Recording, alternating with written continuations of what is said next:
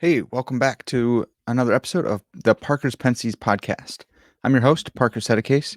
I've got a couple degrees in advanced degrees, I guess, in theology, and I'm working on another in philosophy of religion. And throughout my time in my studies, I've had a lot of awesome conversations with really sharp people, but unfortunately, I haven't recorded them. And so they are lost in the sands of time, or some of them are up here. But the goal of this podcast is to repersonate some of those conversations and then to have new ones to record them and then to share them with you so you get to learn as I learn. I really love thinking about cool stuff, so you get to come think with me. I love having really fantastic guests on to talk about fascinating ideas in philosophy, theology, nature, and life. And so today we're going to be talking in the world of apologetics, but we're going to be getting into just a lot of really cool philosophy and Christian theology as well. We're going to be talking with Gavin Ortlund, again, Dr. Gavin Ortlund. And this time we're going to be talking about his new book, Why God Makes Sense in a World That Doesn't, The Beauty of Christian Theism. Gavin has a really cool approach to apologetics, and he's reading the right people, which is awesome. You can see in the footnotes. And I was telling him off air, I'm so pumped that they're footnotes, not endnotes. But before we jump in with Gavin, I want to thank everyone over on Patreon. You guys are really making this podcast happen. I seriously appreciate it. The quality of at least the video and audio is going up and up. Hopefully the content is as well. But that's a really big part. I have to thank my patrons for that. So if you have benefited from this podcast, please consider becoming a Patreon patron. You can find the link in the description. And when you go over to my Patreon page, you can find all sorts of cool stuff there, stickers and mugs. And there's a secret book giveaway that has to be kind of secret now, I think. Just go to Patreon and you'll find out about that. So I seriously appreciate you guys. Another way is to subscribe on YouTube and leave me a 5-star review and comment on Apple Podcasts. Above and beyond, another way, if you wanted to talk with me, you can leave me a comment, and you can maybe leave a comment for Gavin as well. I'll tell you about how you can find his YouTube page, and you can go over there and talk with him. Or you can join Parker's Pensées Pensées Facebook group, and you can talk with some of my other guests in there. You can ask your questions about various episodes, and yeah, who knows? Maybe they'll respond to your stuff. That'd be awesome. So without further ado, let's pull Dr. Gavin Ortlund in. Gavin, thanks so much for coming back on the podcast, man. Hey, thanks for having me. Been looking forward to it. Yeah, seriously, me too, man. Ever since we talked last, I don't know if it was on my podcast or on your YouTube channel, but I heard about this book and I was really stoked for it. Again, that's Why God Makes Sense in a World That Doesn't. Gavin, as we jump in here, man, why? What's the impetus for this book? Like, why this book, and why now? Yeah, it would be really two things. One was just personal fascination. I just was kind of looking for a new project. I've always loved philosophy. I actually kind of enjoyed reading philosophy, even more than theology in some ways. And I'd had a few other projects that were done. And this was December 2018. I was at a bookstore and I saw there were copies of several of the New Atheist books. And I just began to get drawn into this area, and I've just found it so fun, to have a new project, to learn in new ways. And so part of it has been that, and then watching YouTube debates about the existence of God and other things, and just getting pulled a little bit into those conversations. And then secondly, it would just be, I really think a lot of people are deconstructing right now or rethinking deep questions. There's a lot of disillusionment, a lot of cynicism. I've had a lot of friends deconstruct their faith. And so I think, giving a case for here's the basics. What I come to at the end of the book is the existence of God and the resurrection of Christ, and giving people a good, hopefully, some good reasons to believe in those things. That's not to be assumed right now. A lot of people are rethinking, and those can be two helpful spots to kind of start rebuilding from. Yeah. That's really helpful. So in the book, you explore 4 main arguments. Beginning, cause is 1, meaning is 2, conflict, drama 3, and then the 4th is hope and denouement. I think it's pronounced. If I was consistent, I say Pensées. I should say denouement, but I can't do it. So, and we're going to get into some of those, but I think it's important to address this, and you address this in the book. You, the 2 conversation partners are, Christian theism on the one hand, and materialism on the other. And some people might say, well, look, man, that's really not all the options out there. So why are you just limiting yourself? Or, new atheism is past, it's passe now. And so, I loved your justification for this. Can you go through like why did you pick these two as your conversation partners? Obviously Christian theism, you're Christian, but why Mhm. just materialism, I guess. Yeah. Well, as I acknowledge at the front of the book, this is a limited book. It's Yeah. not comprehensive. It's not trying to do everything. And I also say, not only am I limiting the scope to these two conversation partners, but even between them, I'm not hitting every topic. Right. I'm more interested in kind of the shape of each worldview and how, as a narrative, it functions. And the main reasons for the limitation there are practical. I just think that I know a lot of people, and these are the two issues they're wrestling with. If people are considering a different alternative, then this just wouldn't be the book for them. So it just has a limited scope. But I would say that a lot of the arguments are just pushing against naturalism. Mhm. So it could at least be relevant to other options as well, even if the specific one that I'm really angling for is Christian theism. Yeah, man, I found that really helpful that you were upfront about that. And it's just helpful. A lot of times in Christian apologetics, it's like, well, really, there's only two serious options, and it's like, well, that's not quite true. There's a lot of people in the world who would say that's not true, and so I like that you limited the scope and say, hey, look, this is the case. But like you just said, man, I think it is. Even if you are of a different religion or considering a different religion, super interesting to think through this. And so if you are, then you need arguments against materialism too, or if you a naturalism. And if you're a naturalist, it's really interesting to think, how do Christians think through this kind of stuff? So even though it is a more limited scope, I think it's interesting for a wide variety of people. Right. And one of the goals I had in writing it is just to not overstate my case. So Yeah. even along the way, I talk about giving abductive arguments rather than deductive or inductive, and we can talk about that. But I'm basically just angling towards probability. Mhm. Even if all the arguments are successful, it just results in probability. So I try to be upfront about not overstating my case or overselling it, because I think both you and I have talked about sometimes apologetics can fall into that trap. Yeah. I think it's also interesting that the maybe the audience that you have in mind are some of your friends and people who are deconstructing. And Mhm. usually when they're deconstructing their Christian faith, they're going towards a naturalistic view of the world. And so, yeah, man, that's the audience. If that's what's happening, most people aren't deconstructing into a different religion. That's called conversion. So that's a different thing. So Mhm. I also found that uh, really good that you just were upfront about that. I wanted to talk really quickly about abductive reasoning, and just preempt some stuff from some of the apologetics folks that do listen. Some people have a hard time with abductive reasoning, inference to the best explanation. They say, look, yeah, you use abduction maybe in the streets, but you're not bringing that into your Sunday worship. You're not saying, my hope is built on nothing less than the cumulative case arguments or anything like that. What do you make of like the role of reason and abductive reasoning in apologetics, but having like a different kind of certainty when you're preaching or when you're worshiping on Sunday Mhm. morning? Yeah. Well, maybe I could just define this too for people. You mentioned it, inference to the best explanation. So just to flesh that out a little bit in case someone's not up to speed on these things. So deductive and inductive reasoning works from premises to the conclusion. Abductive reasoning starts with a present set of conditions and then makes an inference to the best explanation. So it's a weaker form of reasoning. It yields a plausible or maybe probable conclusion, but it's not absolutely certain. The metaphor I often use is if you have a roommate who loves eating Wendy's and you wake up one morning and there's Wendy's leftovers on the counter, it's reasonable to say it's probably from my roommate, but it's not absolutely certain. It Mhm. could be from somebody else, could be a coincidence. And I think abductive reasoning has strengths and weaknesses. In no way am I trying to say this is the way all apologetics should proceed. Mhm. But I certainly think abductive reasoning has a place, even in the context of apologetics. It's frequently used in that way. The recent book of, I think it's like 20 or so arguments for the existence of God, which was Yeah. inspired by Plantinga. A lot of these top level philosophers are using abductive arguments. And I would just say in life, human beings make decisions based upon abductive reasoning very frequently, arguably more frequently than any other kind of Yeah. reasoning. Definitely.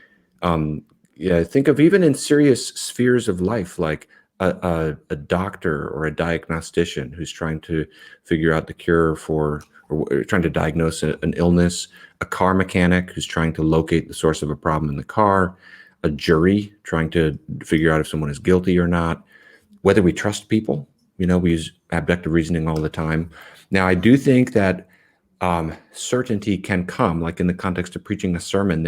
We do get beyond mere probability in the life of faith, but I would argue that it doesn't follow from that abductive reasoning has no role, Mm, because I would say that ultimately that certainty will involve other things as well as mere reasoning, such as the role of the Holy Spirit and the kind of existential and experiential dynamics of faith.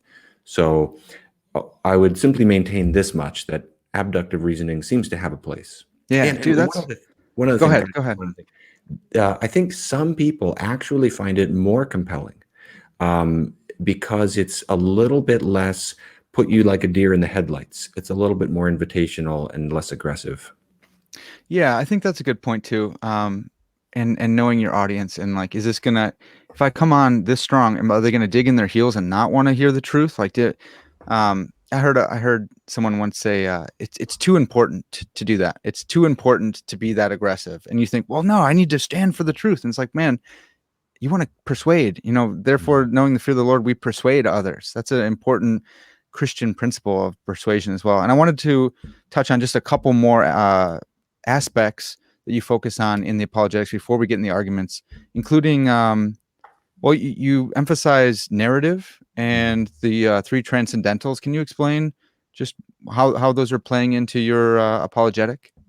Okay, I'll try to be brief on this, but this is something that's really interesting to me, so Yeah. I'll try to condense it down. So narrative, I think, has an incredible power to convince people, especially when they're in a place of cynicism or deconstruction. And so, because stories tend to be how we make sense of the world. There's Mhm. a quote that says, there have been civilizations without the wheel, but there's never been a civilization without stories. This is how human beings make sense of the world. Think of the role of movies in our culture, for example. So, what I do in this book is I take these four classical arguments, as you mentioned: cosmological, teleological, moral, and Christological, and I just situate them as the four anchors that any good story has. Every good story comes from somewhere. It means something. It has a conflict. It's the moral argument, and it has a hope or denouement. So I'm trying to utilize the classic arguments, but situate them in that way. I think there can be some value to that. Now, again, that it's the only way to do it. And then the good, the true, and the beautiful, the three transcendentals. In the introduction, I give three characteristics of our culture that make it especially important to reach the heart right now. And I draw from Blaise Pascal, who basically he's the greatest influence on this book. Reading through his Pensées, Yeah. his thoughts, and he in one of them he says basically, because people are afraid that religion might be true, you can't just start by arguing for its truth. He says you have to start by arguing for its respectability and its desirability. Then you get to its truth. And this could be overstated, but I do find a lot of psychological wisdom in that approach, because the people we're trying to persuade are not robots. It's not just about the logic. And so I try to, with each of the four arguments, I have a part of the chapter that argues for what it entails as true. But then I have another part of the chapter that talks about what it entails for what is true, for what is good and beautiful. Yeah. And I'm basically saying Christian theism is a more plausible story than naturalism, but it's also just a better story. It's more elegant, it's more dignifying, it's more hopeful. And so I could say more about why I think that approach is so needed in our culture right now, but that's the basic strategy. Yeah, man, and it's I'm with you on this, and I think of people in my head.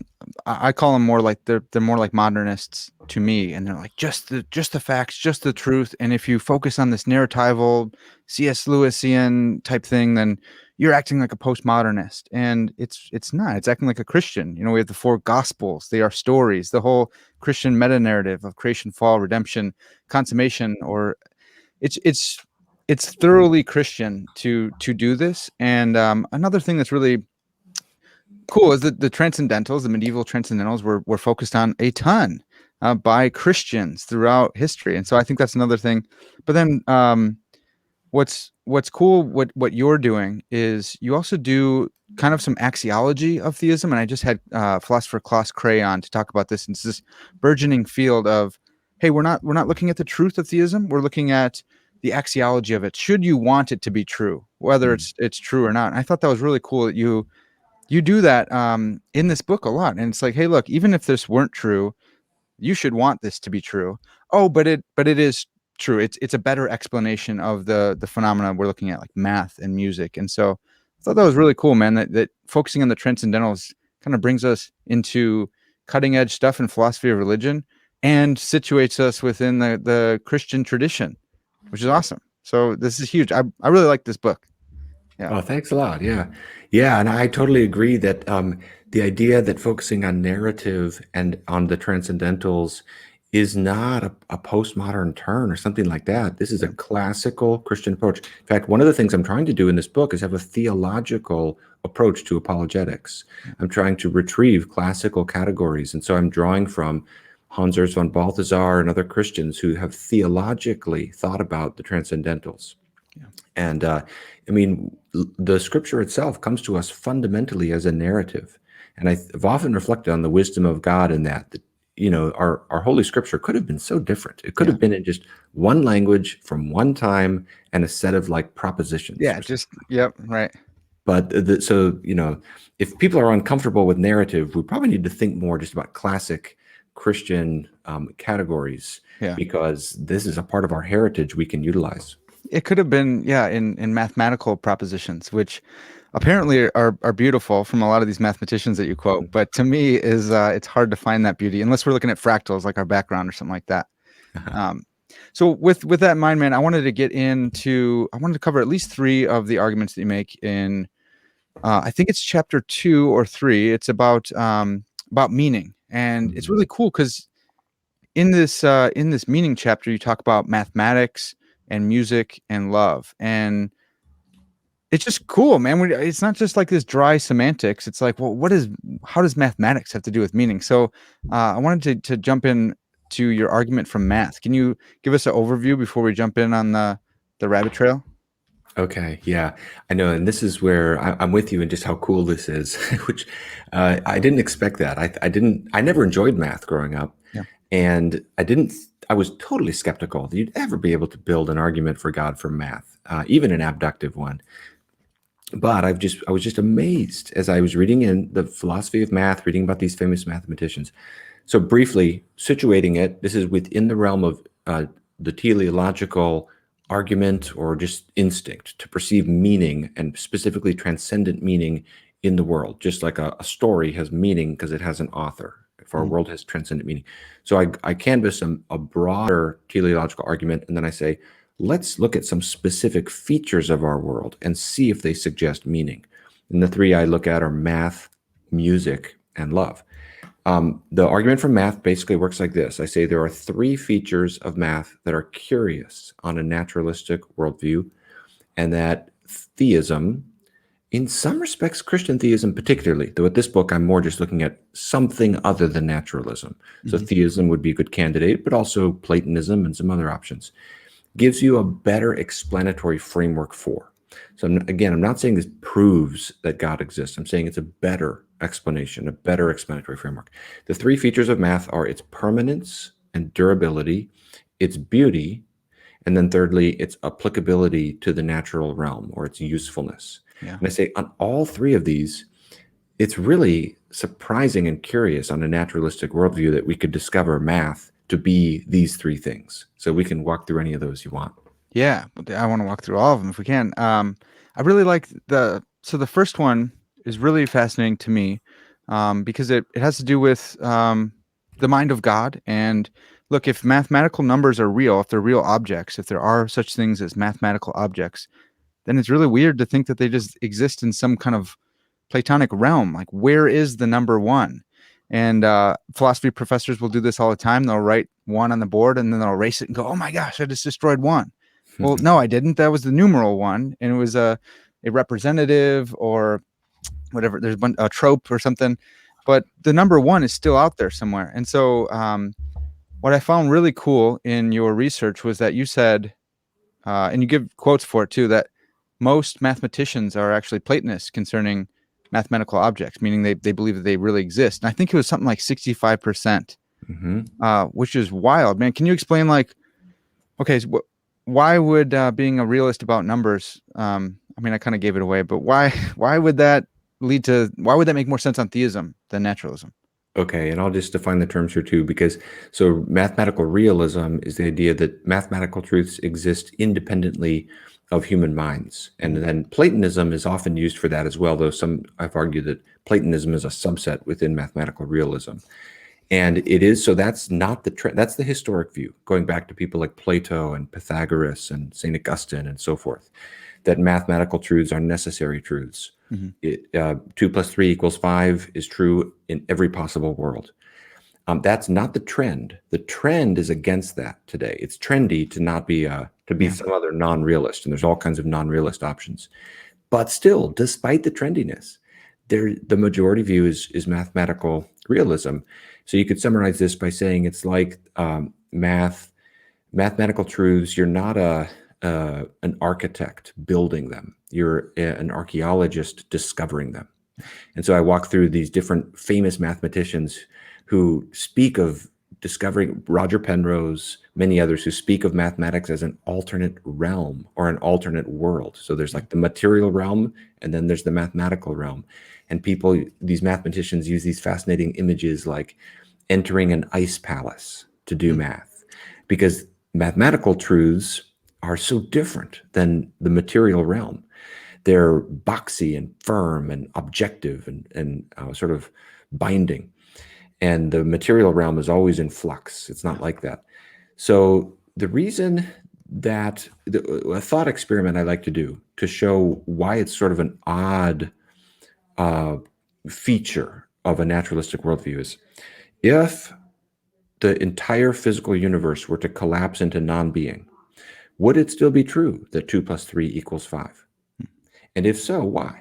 Yeah. And the reason that's an interesting way to get into it is because it starts to provoke this question of, well, what is it that makes that permanently or necessarily true?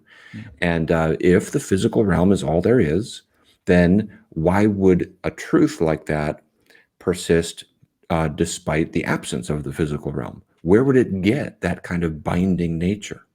And again, that doesn't prove God, but God or something else like God, something supernatural, could provide a context to understand that. On naturalism, and I quote so many of these professional philosophers of math to this effect, it's just really odd. It's like, Yeah. where did this come from? Yeah. I like the oddness of it, because really you're comparing two worldviews and you're saying, look, we're both looking at this phenomena. One, it's super duper odd, and okay, if you want to believe that, you can believe that. It's just weird. On this one, it actually makes sense, and it's not that weird. It totally flows from the idea of a transcendent mind, who is not a physical thing. And so you could say, if you're a conceptualist or a conventionalist or something like that about mathematical objects, then you'd have to say something weird like, hey, even if just the earth exploded, then 2 plus 2 doesn't equal 4 anymore, because it's dependent on the human mind. Math is a aspect of just human thought. And so it's like, yeah, so that's a weird thing to say, that if the earth blows up, then Jupiter is neither one nor two nor three or whatever planets. So yeah, man, it is weird. It's cool to think about that. So I'm with you. I think it's right. I think it's cool. Just maybe getting more speculative now, because you can hash out God's relation to mathematics in a bunch of different ways. Do you have a particular theory, man? Do you think that do you go in with Augustine and say, like, mathematical objects are just God's thoughts, or what do you think about that?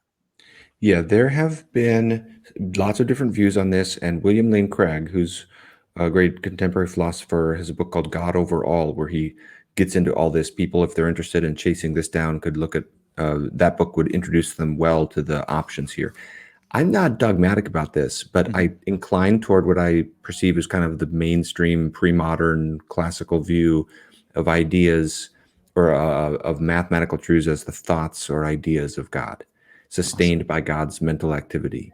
Um, when you start to get into that, this is what happens often in these things. I'm more certain of like step one, and then Yeah, step two, I'm like stepping gingerly at, I'm less certain the further we go. right. But the thing is, theism gives you the options. Hmm. You've got some options to work with. On naturalism, it's like, I don't even know what the options are. Yeah, there's like, yeah, again, you have to say there's an abstract realm or it's dependent on us. Yeah, I'm with you on that totally. And I'm writing a paper on that this semester for Paul Gould about God's thoughts and stuff like that. So I'm deep into it. It is a scary place to be. But I'm with you. I think that most most Christians in the tradition have thought that yes, it's God's thoughts. I think Craig is really sharp and he makes some good points, but I think ultimately he's wrong on that. But that's neither here nor there. So we talk about mathematical realism, how it makes more sense on theism. And is there anything here that would point more towards Christian theism than bare brute theism, or should we wait till the rest of the argument?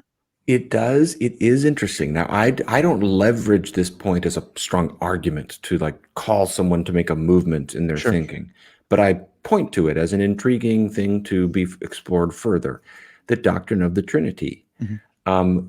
In some sense, though we recognize God is qualitatively different than any other thing, but in some sense, we affirm God is both one and three. And that means a Christian theistic perspective is going to have a unique perspective on numbers in some way. And because we're going to say that numbers, in some sense, are more real than space time. Numbers, in some sense, predate um, physical reality.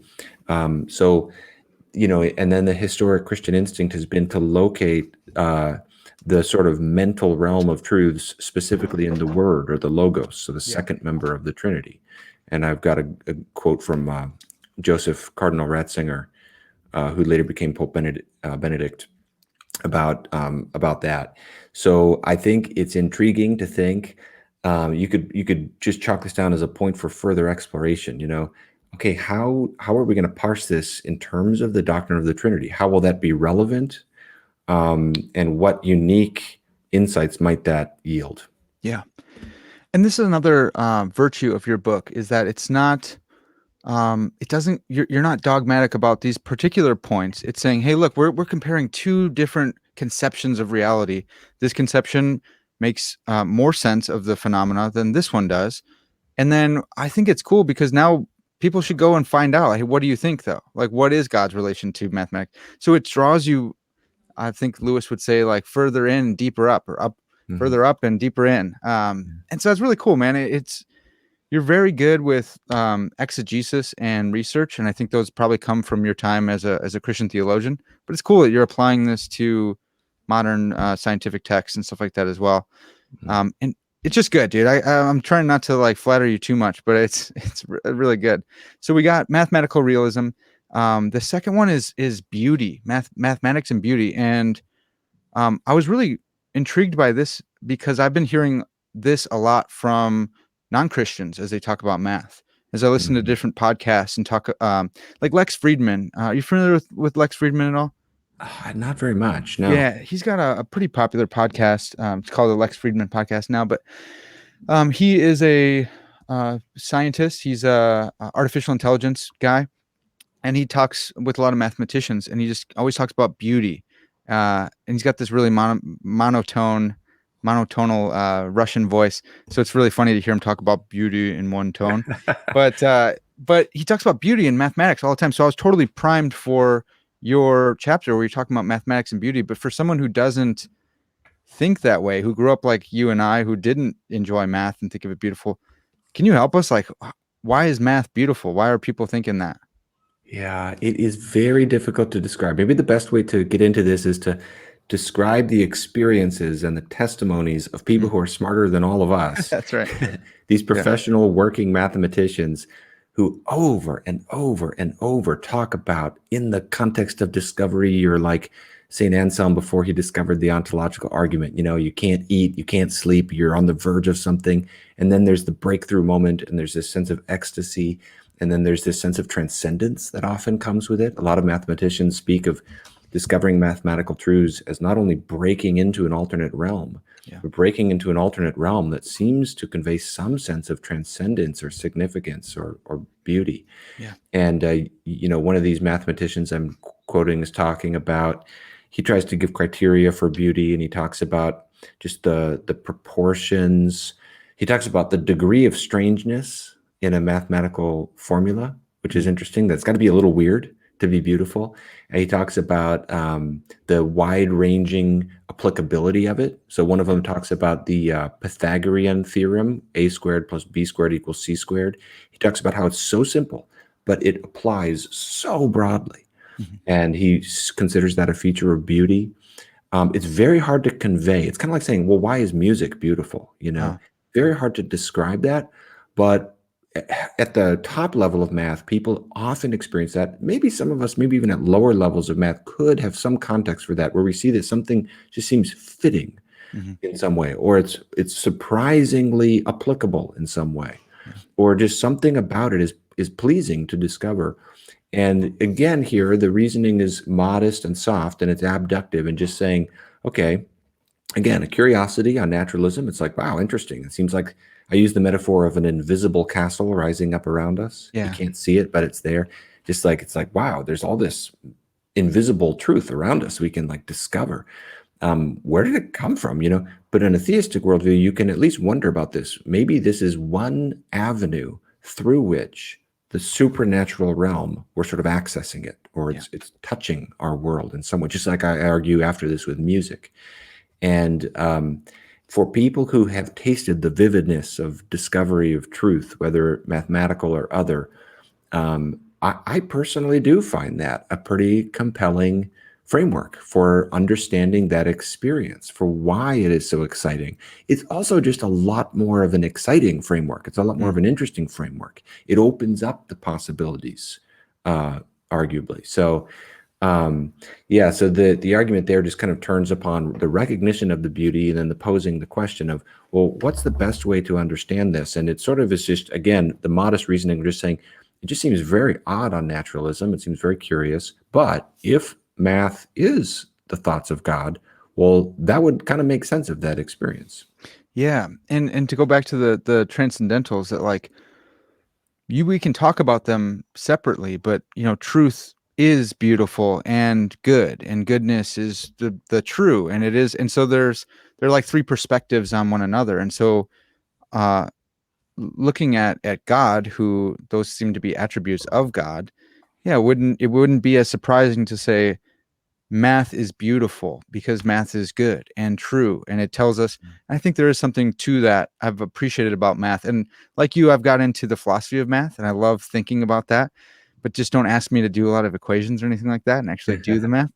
But it's not, it makes more sense that on this view of the world with a transcendent God, we would be able to find transcendent truths, mathematical truths, and that they would be beautiful, and that this kind of gets into the applicability in Wigner, but and that we'd be able to access them.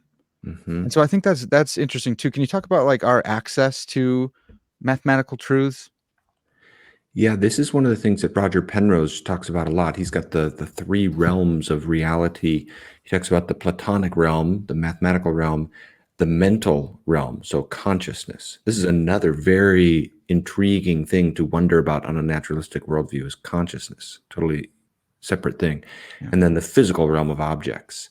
And what he emphasizes is the mysteriousness of the contact between these three different realms Mhm. in all cases and in all directions. And in his book, I think it's called Shadows of the Mind. It's a fascinating book. Just towards Mhm. the end, a couple pages, where he's going on about just how mysterious it is that each of these realms could ever contact with you. Like, what would be the bridge? How'd you get from one to the other? And it actually, math is one of those things where you just sort of take it for granted. You think, well, of course we can think about mathematical truths. Right. But when you actually press into it, it actually is really mysterious to wonder, how does the physical organ we call the brain access that? Yeah. And so that's another one of those curiosities where a theistic worldview or other supranaturalistic worldviews could have some categories, could have some options for how that could work. So, like a lot of Christian theologians have have kind of leveraged the idea of creation in God's image, Mhm. because for pre-modern theologians, that idea had a lot to do with our rationality. That Yeah. was a huge emphasis of what that is. So being made in God's image will do a lot of legwork for saying, how can human beings connect with the thoughts of God? And there's other ways that can be parsed out, but that's, there's land to be explored there. Yeah. On naturalism, again, it looks like these things are just more interesting and more curious, and you just sort of wonder, like, I don't know, how do these three realms intersect with each other? Yeah. Yeah. Again, I think that's cool. It's like there's this trail leading off and up into the mountains, and it's beautiful. And then there's this other one that's like a dead end, and it's like, hey, I don't know how you got here.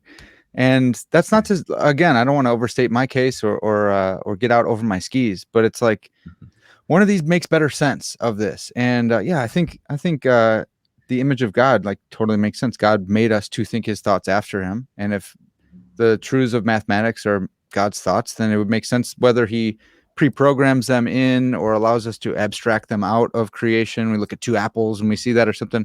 There's a lot of different options, and there's awesome debates to be had there as well.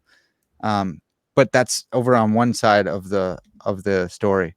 Um, and then you put all three of those together, and it makes the case even more and more compelling that should be pointing you towards theism, and I think particularly Christian theism as well. But Gavin, as you think about this, can a Muslim or a practicing could a Jewish practitioner also use these arguments, or what do you make of that? I think so. And I think this is one of those points where I'd say, although the book is framed in terms of Christian theism versus naturalism, excuse me, Mhm. because that's where it eventually gets to, for the vast majority of the book, it's actually not about Christian theism specifically. So I really do think the book could have a broader relevance. But yes, I think so. I think the way I think is, ultimately, I do think there are reasons to affirm the Trinity. Yeah. But along the way, a lot of the things that will gesture you towards God generally, or something supernatural, something beyond space time generally, Yeah. aren't going to have the same level of specificity for how far they get you. Yeah. So a lot of these arguments are going to be pointing you just to God generically, or in many cases, just to something. Like at this point, all I'm saying is there's something transcendent and fixed and supernatural. Yeah. Could be God, could be something else. Yeah. Sweet, man. Another interesting point about this is Penrose was on Unbelievable with William and Craig, and they were talking about the three worlds. And Craig, r- really interestingly, started sounding like a theistic conceptualist and saying, "Well, put him in the mind of God." And it's like, oh man, Dr. Craig, man, you're not. That's not your position. So I thought it was really funny that he used that to try and convince Penrose. But yeah, like you said, the three worlds make sense in on a theistic. If the world is a theistic world, then these three worlds of consciousness and mathematics and the physical world can totally make sense. Exactly. And that touches on the third of the three features of math, it's usefulness, Mhm. because the way I put that is, and this is the main argument most people, I'm not actually familiar with too many who have argued from the beauty or durability of math, Mhm. but the usefulness of math, that's the common argument in Okay. apologetics. Eugene Wigner wrote a famous article in 1960. Albert Einstein and others before him said the same thing. Basically, just it's extraordinarily coincidental that Mhm. math works so well, that mental truths we discover map onto physical reality so exactly. And we can come up with these equations and they just happen to work. They happen to connect with physical reality so perfectly. Yeah. And again, it's that curiosity of like, why would this be? The way I put it in the book is that it's almost like ideas and objects fit together like two puzzle pieces. Mhm. um, Mental truths and physical objects just connect, they intersect. And it's the kind of thing we might take for granted, but when you stop and think about it, you'd wonder, well, why is that the case? And again, on naturalism, that would be more of a curiosity, so far as I can see. On theism, Christian theism, maybe some other options, there'd be a lot more categories you'd have to try to make sense of why it is that way. Yeah. That one is so interesting to me, and I think about it almost every time I drive over a bridge, where I'm just like, man, I'm so glad that the laws of mathematics are applicable here because I needed to drive over that bridge. And it first hit me when I was making a toothpick bridge in like home ec or something like that in high school. And they told us about how durable and strong triangles are. And so I made my whole toothpick bridge just triangles everywhere I could put a triangle, and it wasn't super great. I ended up winning this contest. It was the lightest and thickest because I just had all these triangles. But then, like, this weird abstract object, mathematical object, I'd say, is like so applicable that it helped me win a contest in high school when I put a bunch of toothpicks in those shapes.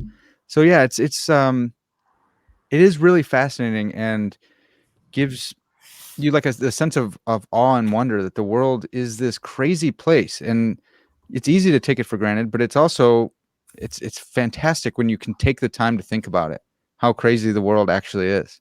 Right. And the way, I mean, again, not trying to leverage these arguments too ambitiously, so I put Sure. it in a personal form.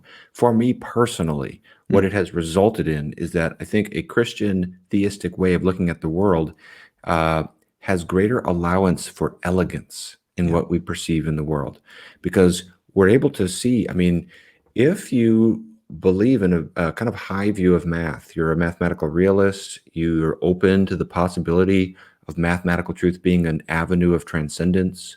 You take the word miracle seriously Mhm. when these secular philosophers of math use the word miracle, and Einstein uses that word to describe the usefulness of math, how much it works, that it's miraculous. That's their Yeah. term. You kind of receive all that, and you can say, "Wow, it's really you're in a certain way enabled to have a bit more of an exalted view of human thought and human mental discovery, Mhm. and I think that's reasonable to say because there's so many of the naturalists, and I quote Bertrand Russell a lot, who acknowledge that, and they say like, yeah, on a naturalistic worldview, you have to appreciate the human mental activity a little differently. Yeah. It's not discovering something that's eternal. It's not tapping into transcendence in the same way. Yeah. And so that's kind of where I come back to is like theism enables you to appreciate human mental activity as this really exciting avenue. I mean, just think how cool that is to be the first mathematician to discover some Yeah. mathematical truth, and you realize I'm not inventing something. Mhm. I'm discovering something that um, has already been thought by an eternal mind. Yeah. Like whether that's true or not, that is super cool, you know? Yeah. I think, Gavin, too, sometimes when that happens, and I think this is probably why mathematicians feel this way and I don't, but in some level, when you're doing what God made you to do, it resonates with you. And there's something you're tapping into the transcendent, whatever it is, you're feeling like this is my telos. This is what's, and you can hear it from these mathematicians. And I think that's another difference in comparative worldviews here, that when you're living in that zone of what God made you to do, and He made us all with different traits and characteristics to do different things, it taps into something deep. And it's not just this spandrel of an accidental adaptation that we got from evolution. I think you quote Stephen Jay Gould in talking about like the spandrels of human thought and stuff like Mhm. that. That yeah, maybe we can do mathematics because the rising tide lifts all ships, and we needed to find where berries were, and so we had this abstract reasoning, and oops, we can actually do mathematics too. It's like, yeah, that's something. That's cool, I guess. It's definitely not as cool as thinking I was made to do mathematics. I was made to do this, and I feel God's splendor when I'm doing it. Yeah, totally. I mean, that's a huge point. This gets us, this anticipates the arguments from music and love a little bit, where I really Mhm. get into evolutionary psychology, but they're relevant here too. A Christian account of human thinking and human rationality is going to feel very different because, like Pascal called human beings a thinking reed. Yeah, I So he's love talking that. about how and he has a very high view of reason for both reason and love in a Trinitarian worldview. Go back to the second and third members of the Trinity.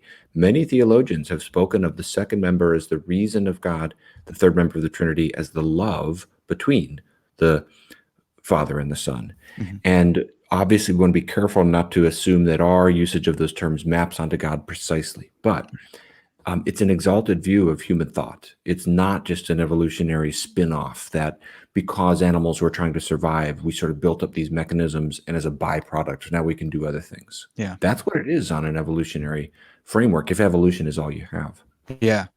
Dude, just a side note on Pascal's thinking read, that I've been thinking about that for years. It's such a great line because his conception of his anthropology is so fascinating, where he thinks like we're right in the middle of the huge cosmos and the tiny little microscopic, but like we're this reed and we have these destructible bodies that could be killed by a microscopic virus, and yet we can think about the beauties of the universe, and we're made in the Yes. image of God, and yet it's like this thinking reed. It's so cool, man. It's fascinating. I know. This one I told you how I read through all of the not all of most of the Pensées in preparation for this book. I love Pascal. He's so interesting. Hmm. One of them is he talks about how thought is greater than place, which Mm, I'd never thought about this context. But he says, by place, I am grabbed by the universe, yeah, but by thought, I grab the universe. yeah, And what he's saying is by thinking, um, you are able to sort of, in a certain sense, transcend some of your limitations yeah. as a finite creature. And again, it's this exalted view of human reason. Yeah, I love that line as well. And I sometimes I think about that and I'm like, well, I can think about Mars. So like Mars could crush me or whatever like that. But dude, I can think, I can grasp you. And maybe I don't grasp it fully, but yeah, I use that sometimes to bolster my imago Dei when I'm thinking the vastness of the universe and it's collapsing in on me. Well, dude, let's jump into music and love. Um, these are both really fascinating. I want to bring up Peter Kreeft's, you call it a tongue-in-cheek argument, and it is, but it's great. He says, there is the music of Johann Sebastian Bach, therefore there must be a God. You either see this or you don't. And it's tongue-in-cheek, but there's some truth there. Can you flesh this out for us? Yeah, yeah. That I love Peter Kreeft, and that is one testimony of a number of others where I'm sharing stories about how, in some way or another, music conveys a sense of transcendence to people, and is a sociological fact that some Mm, people become believers in God or in something supernatural because of that feeling of transcendence. Now, how we interpret that sociological fact is another matter, but it is just fact that like this happens. And so it's worth at least asking, is there something to Kreeft's argument? Like, is there, is that a legitimate phenomenon, or why does that phenomenon happen? So I start off this section by talking about Charles Taylor and he talks a lot. He's famously has written a great deal about secularization, his famous book, A Secular Age. mhm. And one of the things he talks about is the arts. What happens to the arts in this weird turn in human history we call secularization, which is totally unprecedented. Yeah. And he talks about how the arts, so formerly in pre-modern context, the arts were, so the arts would include music, architecture, so forth, paintings, they formerly were perceived to be conduits of transcendence. So, Mm, like a lot of famous music, like Mozart's Requiem, is all about death. A lot of famous music is about something of transcendent significance, yeah. and it's about final judgment. The Requiem, but I give these various testimonies of secular people basically saying, "Ugh." Experiencing the arts in a secular context after you've no longer come to believe in anything ultimately transcendent, you feel nostalgic. You feel Mm, like you're missing out on something. You feel like it's a shell of what it was. So that's kind of the way I get into it, just to show like historically this association between the arts, such as music, and transcendence has a lot of backing to it. So it's at least worth exploring. Like, is there anything to that? yeah. Yeah, and I was really hoping that you would do this, and you did. You went into Tolkien's universe and Lewis's universe as well, and talked about Elu Iluvatar. I always forget the names, but Mhm. Both Tolkien and Lewis describe their creation of their worlds through music. And in the beginning, God created the heavens and the earth. He spoke, and it was. He said, "Let there be light." And so we have this speech act theory that we can use. But I was wondering about, should we think more like Lewis and Tolkien, or is that just a little bit too much? And so, man, I just want to get your thoughts on that. Like, do you think God sung the universe into being? I think that's a wonderful way to envision a Christian account of creation. Mm, And it's the classical Christian instinct. What Lewis is doing with in The Magician's Nephew, when Aslan sings the world into being, and the stars join in with Aslan as he's singing. What Tolkien is doing in the Silmarillion with the angels singing and making melody and harmony, and that creates reality. The music goes out into the void, and it was not void. That's Mhm. Tolkien's line. That's a Christian imagination of a classical theological view that can be located in Augustine and Aquinas and others, where the angels sort of govern over creation. And there's the line in the book of Job about the morning stars sang together and all the angels shouted for joy when Mhm. God is laying the foundation of the earth. And again, wanting to be careful in exactly how we envision that, but the basic idea is, as Peter Kreeft puts it, for a Christian theist, music is a language. Yeah. It's the original language, music. Mm. It communicates meaning. And what I basically try to do is to say that, okay, that's one explanatory framework for the feeling of transcendence of that music conveys. And then I go through the naturalistic framework and talk about evolutionary psychology, and that's where evolutionary spandrels come in, which is Mhm. an unintentional byproduct of the evolutionary process. Basically, what it all boils down to skip all the details, is for the naturalist, the feeling of transcendence with music is an illusion. Our Yeah. brain is tricking us. It's tapping into something that evolved for a different reason, like pattern recognition, for instance, and it's accessing that. Yeah. Doesn't Pinker call it like cheesecake or something like that? Yeah, auditory cheesecake is That's right. what Steven Pinker, who's a secular thinker, calls it. Yeah, and that's exactly the view. It's tricking our brains. It's Yeah. deceiving us. And cheesecake, because from the evolutionary biological standpoint, we didn't evolve to eat cheesecake. We evolved to eat blueberries and all these different things that all come to ahead in cheesecake, which is like this explosion of flavors hitting on all of our different senses. And so music would be like that. We didn't evolve to know music, but to hear gossip on some views or to listen to birds or something like that. But in music, it's like an overload of our auditory uh, ability, and so it sounds really cool to us, but it's like eating cheesecake. Exactly. Exactly. It's not something we evolved for, but the things we evolved for, it taps into. So it's a spin-off. Yeah, and it really is. I mean, it's hard to embrace that while deeply loving music and not Seriously, feel a little disappointed. seriously. Like, that's it. Like, it's not. There's no actual transcendence. It's just think of it like this. I'm feeling during my favorite movie soundtrack at the most climactic moment, I'm feeling stirred up in my emotions and in my instincts in response to this because that helped animals survive Yeah, back behind me. That's it. Nothing more. right. And that, so you think of that and you lay that in comparison to the Lewis and Tolkien imagination of music as the primordial language, Mm, the language of the angels as they shouted for joy at creation. You think, wow, you know, it's not just which is more plausible, it's also which can you really live with and make yeah, peace with. yeah, yeah. Because one is pretty depressing. Well, and that livability aspect is really interesting for me as well, because I know that we don't get over our skis or anything like that, but like genuinely good luck thinking that while you're rocking out to your favorite songs. Like seriously, like it's really hard to hold those two in tension. Mhm. I love this song because I'm like pre-programmed to like other things, and this is hitting on all of those, but I'm still enjoying it, and I just can't help it. Just like this raw pragmatism. Yeah, it's weird. Thinking about God being conveying meaning in such like I love speech act theory. We talked a lot about the authorial analogy, and I think the same things at play here. God created with words, but if God conveyed meaning with words in such a way that He created the world by that way, or um, there's all these songs. So even if He didn't create the world through this musical song, like Tolkien and Lewis would say, still there's a huge place for conveying meaning in the Psalms, for instance. So God Mhm. does like music, and when we're doing that, we're like tapping into our creators, the heart of our creator.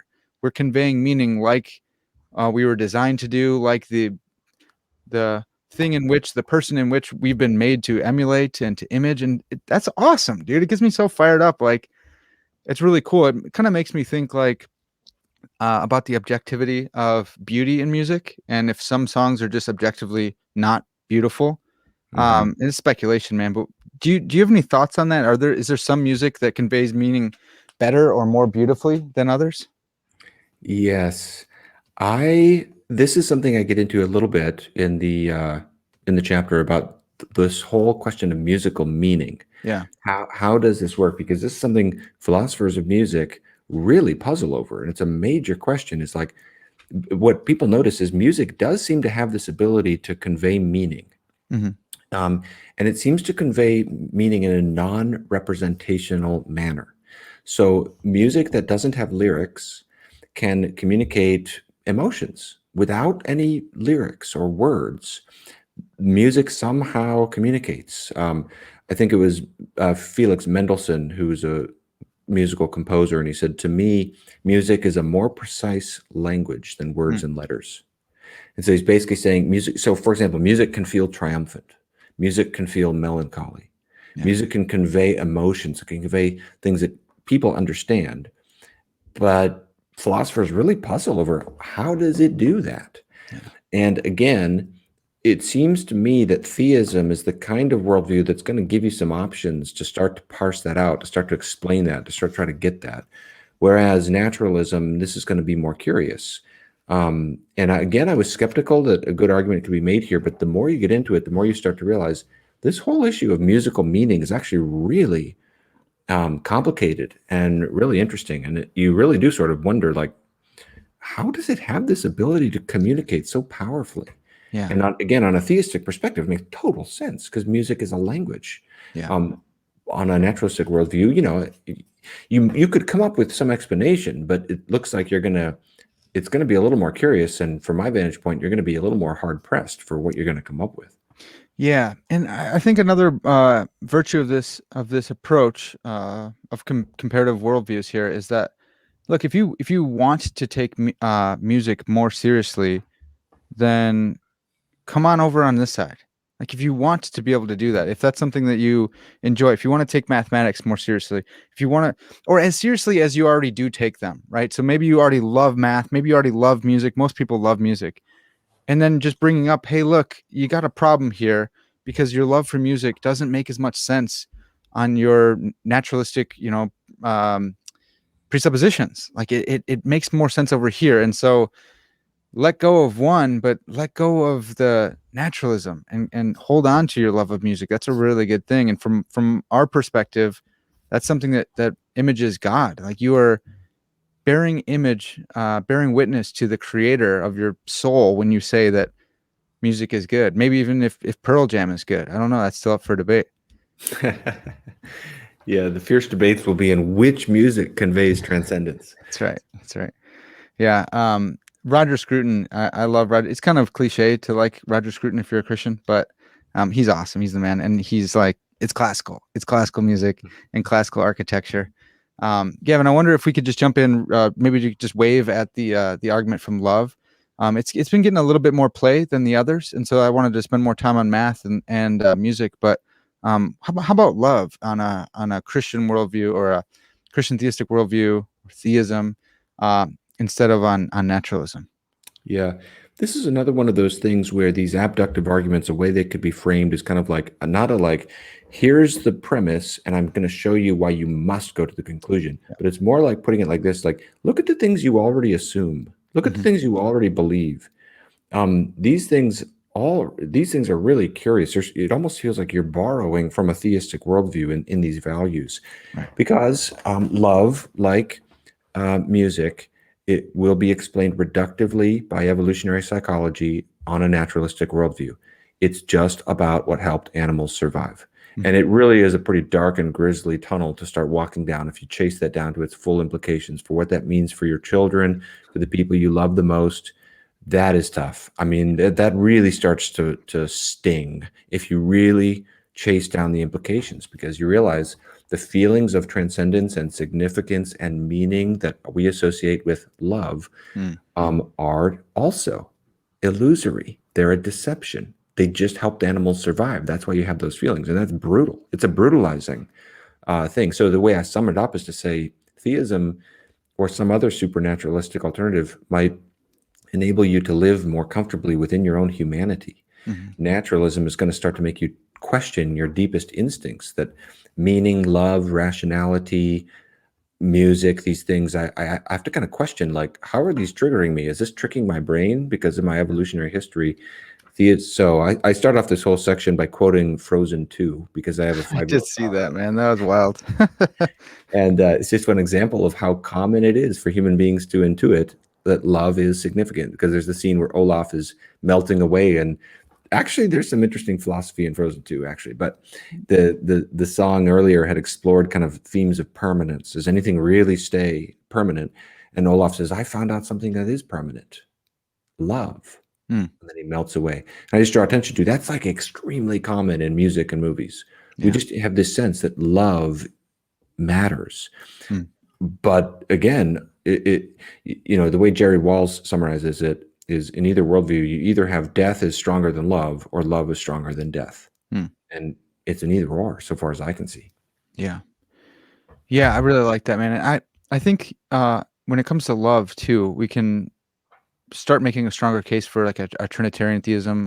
Swinburne's done this, and a Trinitarian God, multiple persons of the Trinity of the Godhead, can be in a loving relationship forever. Whereas maybe perhaps a Unitarian God had to begin loving after he created finite creatures in which to love, and so it might not be love might not be as fundamental to reality on a non-Trinitarian view of God than on a Trinitarian view, and I think that's kind of cool too.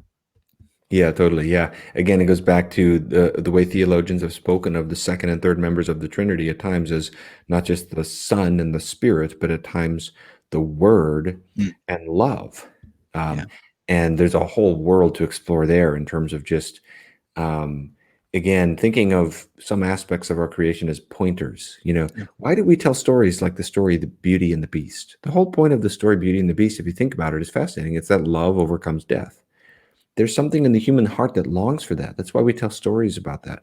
So yeah, the question is, where does that longing come from? What's the best explanation for it? And what's the explanation that's most desirable? And mm, both of those questions are really important. yeah. Man, I love that. Yeah, the signpost kind of stuff, Lewis and C. Stephen Evans and others. It's huge, man. It's so good. What I also appreciate, I've said it before already, but there's a lot of room to explore. Like it's a welcome in, come explore, come check this out, and then keep going. And each one of the arguments is really like it's a welcome mat. Come on in and explore this. Over here on this worldview, it's rich, it's enchanted, all those kind of things that are um it hits on a lot of different avenues. It hits on a lot of the people who really want truth. Man, we think this is true. People who are looking for beauty. This is a beautiful conception of the world, and I think it is the true one. People looking for goodness in a dark world. This is come over here and experience this stuff and stay a while. Come check this out. Think about God's relation to mathematics and beauty and love. And you're not going to find that on the other side. And then once you start adding them together, so maybe you become a non-realist concerning mathematical objects, but you got a lot of more work to do. How about music? How about you got to tie all these things together and create this worldview while there's one sitting over here for you that's already been there. Mm. Yeah. Yeah, totally. And then when you get into morality, which is Mm, chapter 3, is really an extension in some respects of the same kinds of reasoning, yeah. where then that's the one that stings the most, Hmm. is when you lose the ability to understand good and evil as objectively binding categories in the way that we intuit at the level of conscience, Yeah. which naturalism vitiates. And that's another one that really pushes this whole line of thinking even deeper. Yeah. And man, the whole you quote from Lewis a ton, which is so fantastic. But another great point that you draw out and Lewis draws out in Mere Christianity is you that's actually not livable. You bump into someone on the street and who owes who an apology? Whose fault was that? Oh, I'm sorry. Oh no, you are. And yeah, when you start naturalizing those kind of things, I think you can to a certain extent, but not fully. I don't think you can ever get past the ought of life. Um, so, dude, this book is huge. So I recommend everyone Why God Makes Sense in a World That Doesn't: The Beauty of Christian Theism by Dr. Gavin Ortlund. Gavin, man, where can people find you if they want to hear more from you? I have a website, gavinortland.com, that could point people to some books and other things. I do blogs now and again, but the main thing would be on YouTube. I have a channel called Truth Unites, and people could subscribe and follow. I put out videos on ecumenical dialogue and theology, apologetics, other theological or devotional topics. So that'd be a good connection point. Awesome. Yeah, and I've benefited from a lot of those, even like book reviews of Pinker stuff too. That's been great. If someone wanted to go to your church, like how would they find that? Oh, they're not allowed. We don't let Okay. any non-Bap. No, I'm just kidding. Yeah, we are in Ojai, which is kind of near Ventura, Oxnard, that area of Southern California as you're pushing north of LA. So people would be welcome to join us any Sunday, 10 a.m. Awesome. Our website would have all the details. Okay. Huge. So yeah, read this book, come over to Christian theism, and then start going to his church. That'd be huge. Gavin, thanks so much for coming on the podcast, man. It's been really fun talking with you. And folks, we covered like a very, very small portion of this book. So I recommend you grab it and dive in deeper.